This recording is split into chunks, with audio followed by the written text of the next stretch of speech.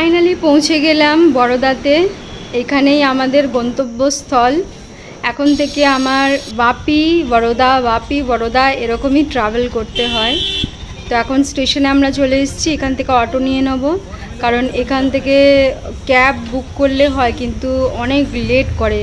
একবার দুবার অনেক আমি ভুগেছি, যার জন্য ফটাফট তোমার অটোটা পেয়ে যায়, ভালো হয়।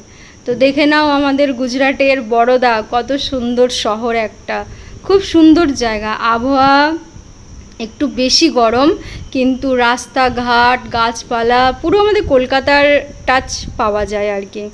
পরিষ্কার পরিচ্ছন্ন সিটি হিসাবে খুব মানে ভালো, আমার খুব ভালো লাগলো। কিন্তু গরম অত্যাধিক, জানি না কেন। আমাদের বাপিতে যদি 38 থাকে, এখানে 45, তাহলে ভাবো প্রচুর বিশাল গরম। আর এখানে তুমি রাস্তায় রাস্তায় দেখতে পাবে গুজরাটের ছোঁয়া। দেখো রাস্তাঘাটে কত সুন্দর ড্রয়িং করা আছে। এই মন্দিরটা দেখো, এই মন্দিরটা যখন আমরা ঘরে গৃহপ্রবেশ করেছিলাম, এখান থেকে বাঙালি পুরোহিত মশাই গেছিলেন। তো আমাদের ঘরের সামনে দেখো, এটা হচ্ছে সব থেকে বিশাল বড় মল। এখানে সিনেমা হল থেকে সমস্ত কিছু, ফার্নিচারের দোকান, জামা কাপড়ের দোকান সব আছে। আর এই মলটাতে তুমি A to Z এমন কিছু নেই তুমি পাবে না। একদিকে ভালো, ঘরের সামনে কোনো কিছু দরকার পড়লে টুক করে আসো, টুক করে না মানে আসতে কমসে কম 10 মিনিট লাগবে। তো আমি এখন কিছু জিনিসপত্র দরকার আছে, সেগুলো আমি নিয়ে নিচ্ছি, কারণ ঘরে ঢুকে গেলে তো আর বেরাতে পারবো না। হ্যাঁ, তবে এখানে খুব ভালো মানে ফেসিলিটি আছে যে তুমি 5 মিনিটে জিনিস ঘরে পেয়ে যাবে। ব্লিঙ্কিট দিয়ে বলো, ইনস্টামার্ট দিয়ে, ইয়া বিগ বাস্কেট দিয়ে তুমি যা জিনিস অর্ডার করবে 5 মিনিটে তোমার ঘরে চলে আসবে, এই জন্য টেনশন হয় না। আর হ্যাঁ, এই মেয়োনিজটা দেখে নাও, এটা হচ্ছে সব থেকে বেস্ট মেয়োনিজ, মানে শেফদের। বাবু যেহেতু এই কাজ করে, বাবু জানে, তাই বলেছিল আমাকে। ফাইনালি ঘরে পৌঁছালাম। এত গরম লাগছে, বাইরে তো বিশাল গরম, ঘরে হাওয়া চারিদিকে শাটার আরে খুলে দিতে পুরো দেখো ঝড়ের মতো হাওয়া দিচ্ছে। এই তো সব এলোমেলো হয়ে আছে জিনিসপত্র। আমরা তো যেমন তেমন করে এখান থেকে চলে গেছিলাম বাবুর ভ্যাকেশনের জন্য, ছুটির জন্য ওকে বাপিতে নিয়ে গেছিলাম। ঘর পুরো বন্ধ ছিল, তো পুরো শাটার আরে খুলে দিতে একদম ঝড়ের মতো হাওয়া। এখানে সব কিছুই নতুন জিনিস কেনা হয়েছে। বাবুই থাকে, বাবু বলছে এটা আমার ঘর, তুমি ভিডিও তো তোমার ঘর বলো না, আমার ঘর বলো। তো এটা বাবুর ঘর। বাবুর ঘরে এসে গেছি। বাবু এখন বিছানায় বসে আছে ঠ্যাং তুলে। বাবু ক্লান্ত হয়ে গেছে। এই খাটটাও নতুন, গদি নতুন, কিচ্ছু পুরনো না, সব নতুন।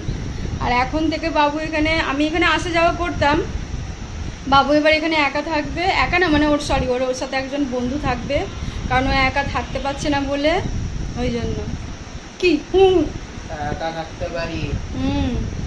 ঘরে এসেছি, ঘরে এখন না জল আছে না খাবার আছে, কিছু নেই। যা ট্রেনে খেয়েছিলাম তাই, বাবু তো কিছুই খায়নি। আমি বলতে বলতে কাহিনী এসে গেছে। আমরা এখন খাচ্ছি ইয়াকুট। বউ নাও। আরে এরকম করে কে করে নে।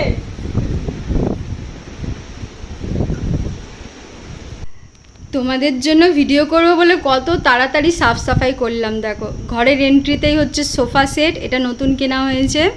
তারপরে দেখতে পাচ্ছ ফ্রিজ। আমাদের কিচেনে ফ্রিজের কানেকশন করা নেই বলে এটা হলেই রাখতে হয়েছে।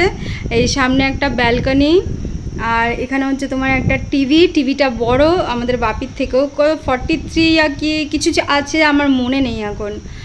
আর এখানে আছে একটা মাইক্রোওয়েভ ওভেন। এইগুলো সব নতুনই কেনা হয়েছে মাইক্রোওয়েভ রাখার জন্য। তো রান্না অলমোস্ট হয়ে এসছে। আর ওয়াশিং মেশিনে কাপড় দিয়ে দিয়েছি। ওয়াশিং মেশিনটা হচ্ছে 8 কেজির, বড় সাইজেরই নিয়েছি আমি। আর এটা 3 BHK, 2টো রুম খালিই আছে, 2টো রুমে কিছু নেই, টুকটাক জিনিস পড়ে আছে। আর একটা রুমেই খাট আর আলমারি আছে, এটাও আছে রেডিমেড। তোমার খাটের সাথে পুরো গদিটা সেট করে নেওয়া হয়েছে, খুব ভালো। আর এসিটাও নতুন এখানে লাগানো হয়েছে।